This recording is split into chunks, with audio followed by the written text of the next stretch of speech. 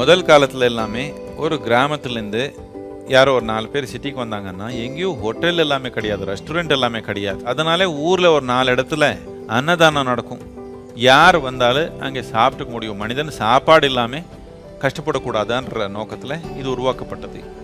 இப்போ எங்கே போனாலும் ரெஸ்டாரண்ட் இருக்குது, அன்னதானத்துடைய ஒரு தேவை குறைஞ்சே வந்திருக்குது. அப்படி இருந்தாலும் ஏதோ ஒரு பெரிய விழாக்கோ கோயில் ஃபங்க்ஷனுக்கோ இந்த மாதிரி வந்தாங்கன்னா வெளியிலேருந்து வந்தவங்க எல்லாமே போய் சாப்பாடு வாங்கி சாப்பிட்ற திறமை இருக்காது.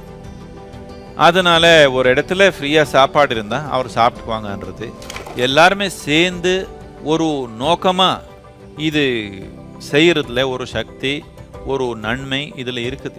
அதனால தான் எல்லாருமே எந்த ஒரு கலாச்சாரம் இருந்தாலும் சேர்ந்து உட்காந்து சாப்பிட்றதுன்றது ஒரு முக்கியமான தன்மையாக எல்லா கலாச்சாரத்துலையும் இருக்குது.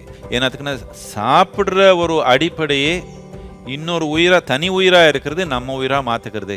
நம்ம எல்லாம் உட்காந்து சாப்பிட்டா நம்ம தனித்தனியாக உயிராக இருந்தாலும் ஒரு ஒன்றி நமக்குள்ள நம்ம மனநிலையில் வரும், நம்ம அனுபவத்தில் வரும்ன்ற நோக்கத்தில் தான் இந்த அன்னதானத்தோட அடிப்படை கூட இருக்குது.